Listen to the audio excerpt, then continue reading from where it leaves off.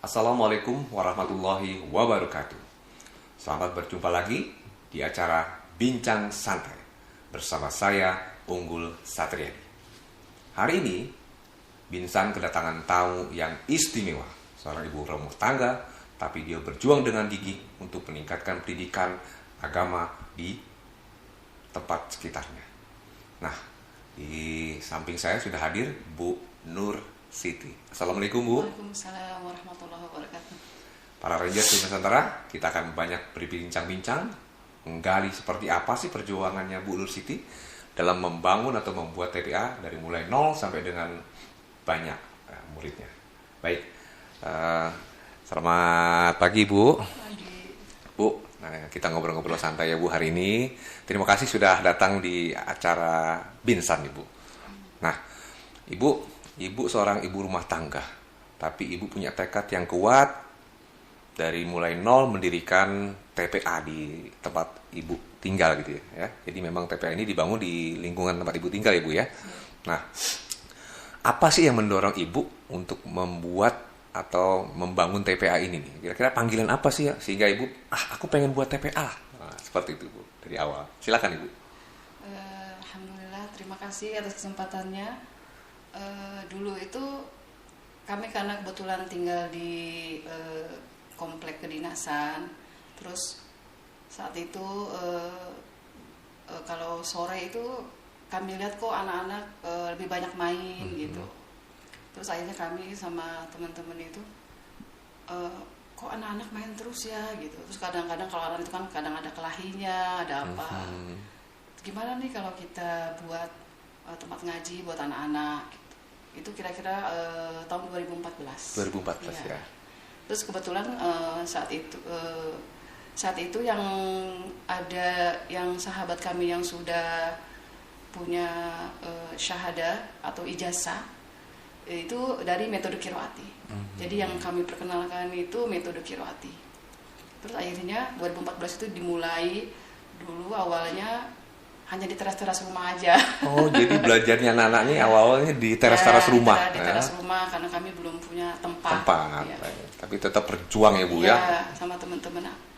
Begitu udah semakin lama muridnya semakin banyak. Alhamdulillah di samping rumah saya itu kebetulan ada tanah. Terus kami izin ke dinas, terus sama dinas diizinkan, akhirnya kami membangun tempat yang alhamdulillah bisa menampung anak-anak untuk mengaji. Jadi nggak di teras-teras rumah lagi. Begitu Pak. Jadi awalnya di teras-teras rumah, kemudian ada tempat, ada tanah kosong dibangun. Nah, kan dari teras rumah kemudian jadi pindah ke bangunan ini kan pasti kan butuh biaya nih. Apakah biaya ini Ibu keluarkan sendiri atau mungkin patungan atau mungkin ada donatur Bu sehingga bisa terbangun TPA ini? Alhamdulillah ada yang ikut membantu juga. Alhamdulillah ya. Saya pikir kalau kita berjuang untuk kebaikan pasti Allah membukakan jalan. Dan alhamdulillah, bisa walaupun waktu itu masih ukurannya masih kecil dan bisa dibangun.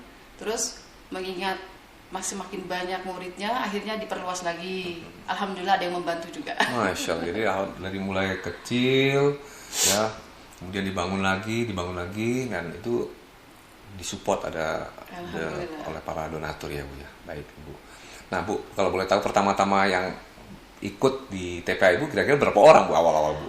Awal-awal itu mungkin tetangga sekitar. Jadi sedikit. Okay. Terus lama-lama karena kita tinggal di lingkungan dinas terus banyak, kebetulan kami tinggalnya di komplek Marinir. Nah kebetulan mungkin kalau pagi atau sore banyak bapak-bapaknya yang biasanya mereka tuh pada olahraga ngelewatin rumah kami. Nah mereka tuh ngelihat kok ada kan karena kebetulan rumah kami itu di kompleknya agak pojok, nggak kelihatan keluar. Mereka melihat terus kok ada TPA di pojok gitu kan.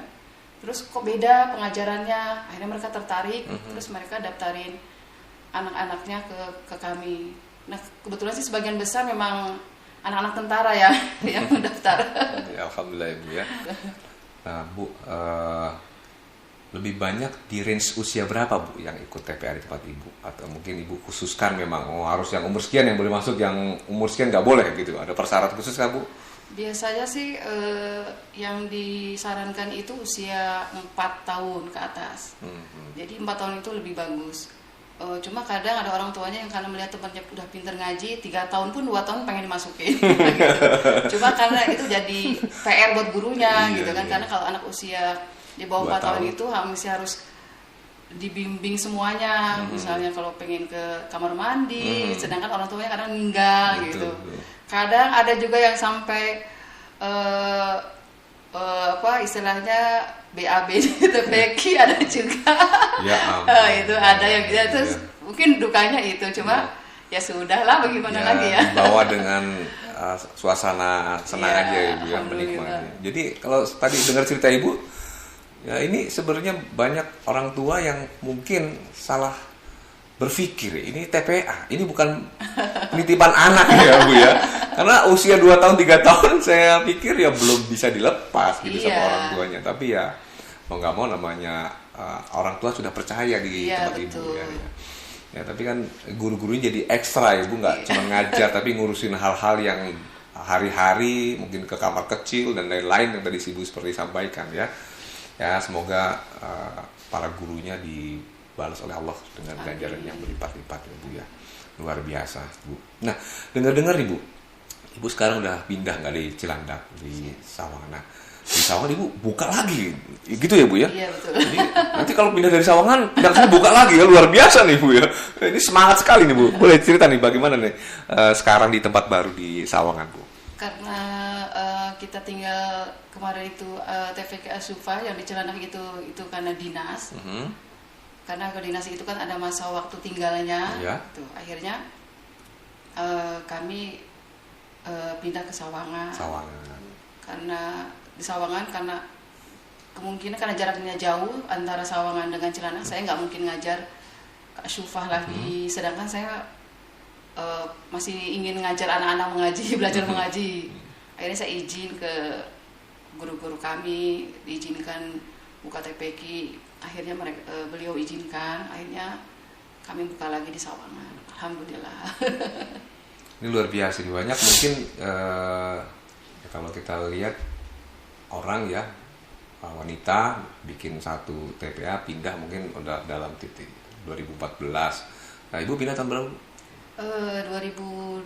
Maret 2021. 2021 udah hampir 7 tahun mungkin dalam titik itu. Tapi Ibu justru pindah ke tempat baru ya, bawa semangat baru bikin lagi TPA. Wah luar biasa nih. Nah ini yang perlu contohnya Pak buat ibu-ibu rumah tangga dimanapun sebenarnya kita bisa berkarya atau berkontribusi untuk membangun pendidikan ya, terutama di pendidikan Quran ya Bu.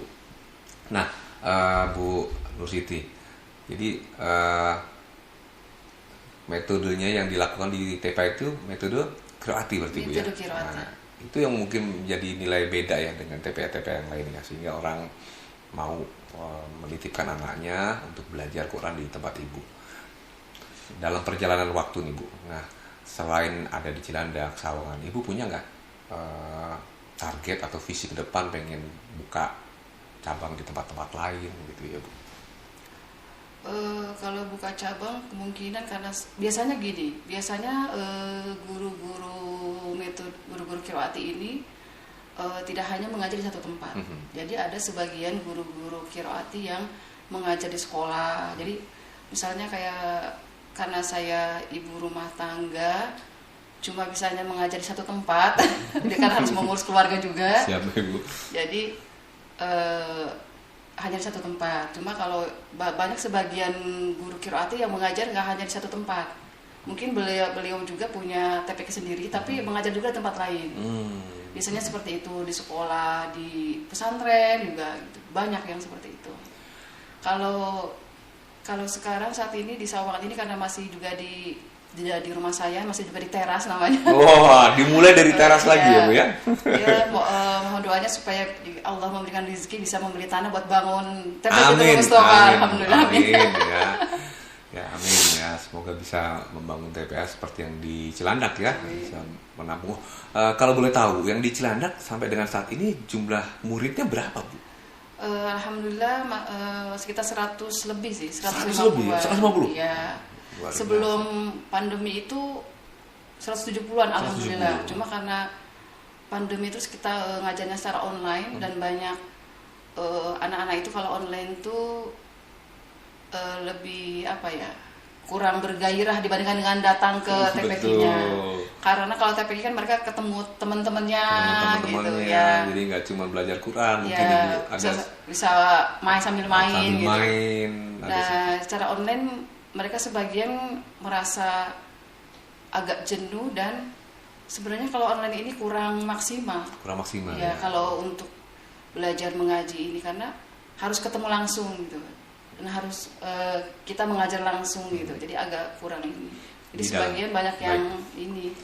Di kendalanya di kondisi saat ini memang dalam proses pengajaran tidak optimal lah Bu ya. Betul. Dan anak-anak mungkin juga tidak bisa fokus juga terhadap apa yang dilakukan karena dalam yang keseharian pada waktu offline mungkin ibu lebih bisa melihat reaksinya, mungkin dengan ada beberapa simulasi dan itu lebih efektif dibandingkan online. Karena anak-anak ibu ya pasti kan fokus atau konsentrasinya nih masih sangat rendah, jadi banyak perlu dibimbing oleh para guru-guru. Nah kalau yang di Sawangan sekarang berapa Bu? Kalau di Sawangan masih sedikit, masih tetangga-tetangga sekitar masih belum tahu, masih belum ini. Masih baru ya. Ada 10-20 orang ada? Mungkin masih di bawah 10 aja, masih di bawah 10. Tapi alhamdulillah bagi saya yang penting mereka istiqomah, ngaji, itu aja sih yang paling penting. Dulu kan juga di Cilandak juga dimulai dari jumlah yang sedikit ya Bu ya. Tapi dengan jumlah yang sedikit, semoga yang tadi Ibu sampaikan biar sedikit tapi istiqomah belajarnya dapat itu menjadi apa ya? Contoh buat nanti tetangga-tetangga ibu di sana. Baik Ibu, wah ini luar biasa bincang-bincang kita kali ini, semoga bisa menginspirasi para ibu rumah tangga di seluruh Indonesia. Nah, Ibu ada pesan dan kesan mungkin ke para wanita, ibu rumah tangga yang lain nih di seluruh Nusantara? Ya.